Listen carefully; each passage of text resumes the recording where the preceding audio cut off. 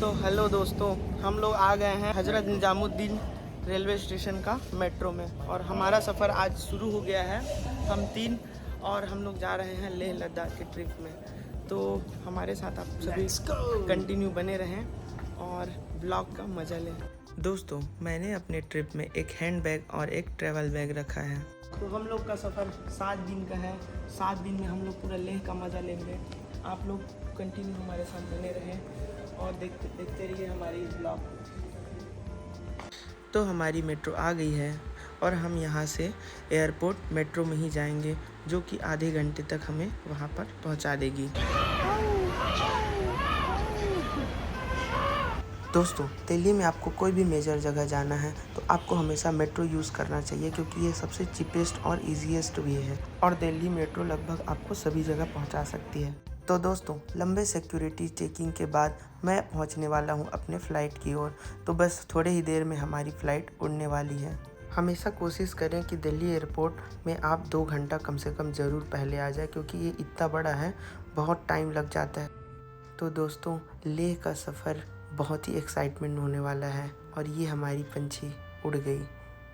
इतना सुंदर नज़ारा आप देख सकते हैं, बादलों और धरती के बीच में पंछी बनकर उड़ते हुए नीचे का नज़ारा देखते हैं।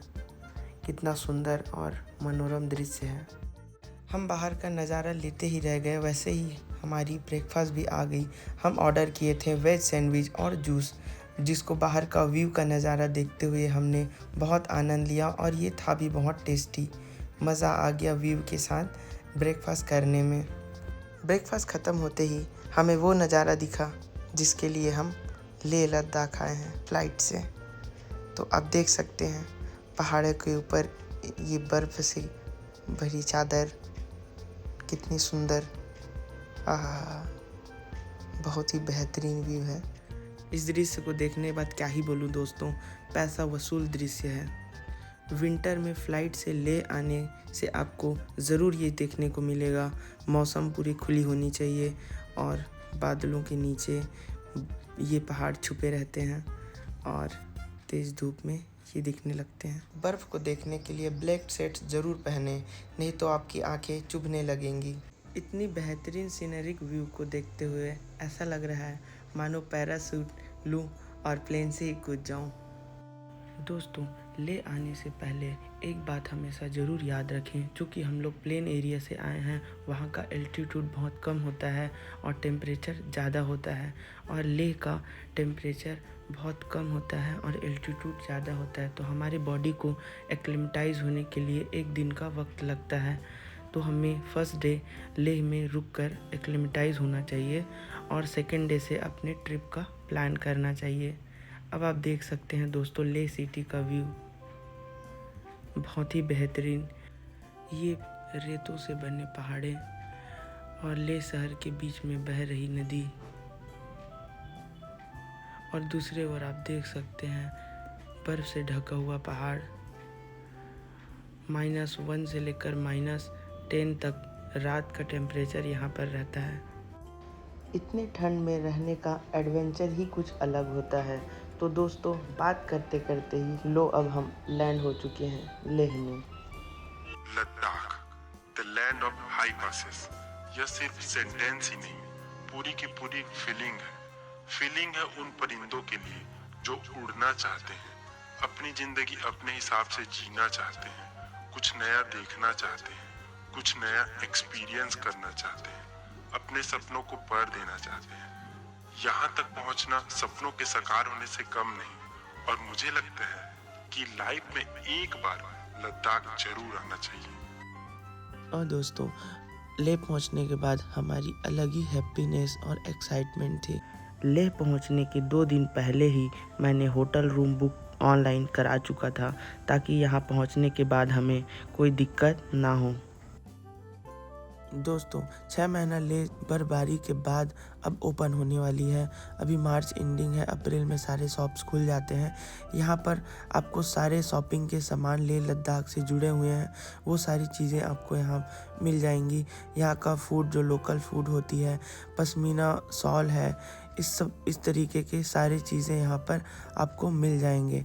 चूँकि लेह लद्दाख में खेती करना बहुत ही मुश्किल होता है, तो यहाँ पर फ्लावर्स की कुछ खेती होती है और वीट्स, यहाँ सब्जी की खेती पॉली हाउस में होती है। तो अभी हम लोग पहुँच गए हैं लेह के मार्केट में और आप यहाँ का सीनरी भी देख सकते हैं।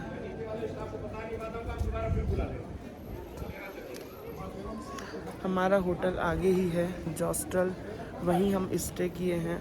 मेरी आवाज़ से आपको पता चल रहा होगा कि यहाँ कितनी ठंड है और हाई एल्टीट्यूड सिकनेस का असर हो रहा है। लेह एयरपोर्ट में लैंड होने के बाद आपको अपने होटल जाने के लिए लेह मार्केट आने की आवश्यकता होती है, जो कि महज 4 से 5 किलोमीटर की दूरी है। लेह एयरपोर्ट के बाहर प्राइवेट टैक्सी और गवर्नमेंट बसेस होते हैं।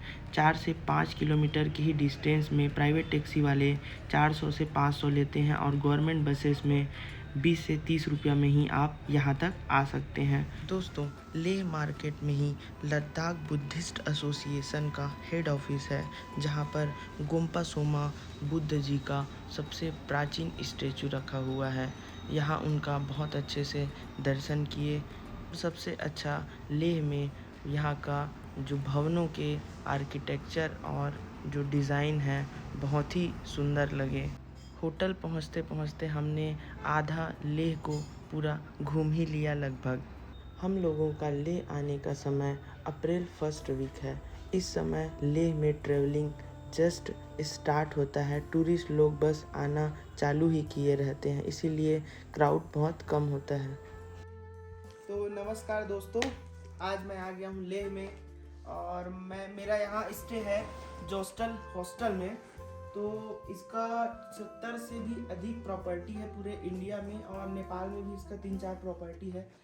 तो यहाँ ऐसा है कि एक रूम में 6 लोग, 4 लोग और आप प्राइवेट भी बुकिंग करा सकते हैं। बहुत ही अच्छा यहाँ का सर्विस है और यहाँ पर आके आप यहाँ का एम्बियंट और इस सबका आप इंजॉय कर सकते हैं और बहुत ही चीपेस्ट है। 600-700 रुपये पर बेड के अकॉर्डिंग यहाँ से स्टार्ट हो जाता है बुकिंग। और ऊपर में टॉप फ्लोर में कैफ़े जैसे भी है, यहाँ पर आप गेम खेल सकते हैं और अपने फैमिली के साथ और फ्रेंड्स के साथ गेट टुगेदर एंजॉय कर सकते हैं। तो और आइए इसके होटल के ऊपर तो मैं बाहर का व्यू आपको दिखाता हूँ।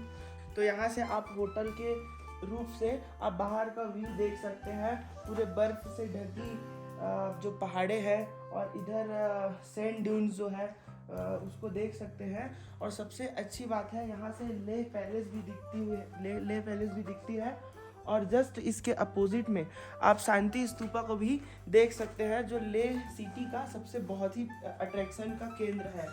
तो ये आप यहाँ पर देख सकते हैं, वो शांति स्तूपा है। तो ये जो जगह मुझे पर्सनली बहुत ही अच्छा लगा, क्योंकि इतना इको फ्रेंडली और यहाँ की जो स्टाफ है उसका बिहेवियर इतना अच्छा है ना कि आप यहाँ आकर बहुत ही अच्छे से इंजॉय कर सकते हैं। आपको कोई भी प्रॉब्लम नहीं होगा। तो रुकने का तो अकोमोडेशन का तो व्यवस्था यहाँ हो गया है। अब हम लोग आज तो एक्लेमेटाइज करेंगे हम लोग यहाँ पे और देखेंगे यहाँ पे आसपास नियर बाई जो मार्केट है उसमें जाएंगे, कुछ शॉपिंग करेंगे, कुछ विंटर क्लोथ्स लेंगे और उसके बाद हो सकेगा शाम को शांति स्तूपा जाएंगे या जैसा भी हो। कल से हमारा ट्रिप स्टार्ट हो जाएगा, जिसमें मैग्नेटिक हिल, संगम पॉइंट और गुरुद्वारा पत्थर साहब जाएंगे और साथ ही हम लोग शांति स्तूपा जाएंगे, लेह पैलेस जाएंगे और सिटी का लोकल मार्केट का मज़ा लेंगे हम लोग। तो आप हमारे साथ मेरे इस ब्लॉग में बने रहें और मेरे इस ट्रैवल जर्नी का एंजॉय करें। Thank you guys. तो दोस्तों, होप आपको मेरा ये ब्लॉग पसंद आया होगा और इन्फॉर्मेटिव लगा होगा। मेरे नेक्स्ट लेह ब्लॉग के लिए आप मेरे चैनल में बने रहें, लाइक करें, सब्सक्राइब करें। धन्यवाद।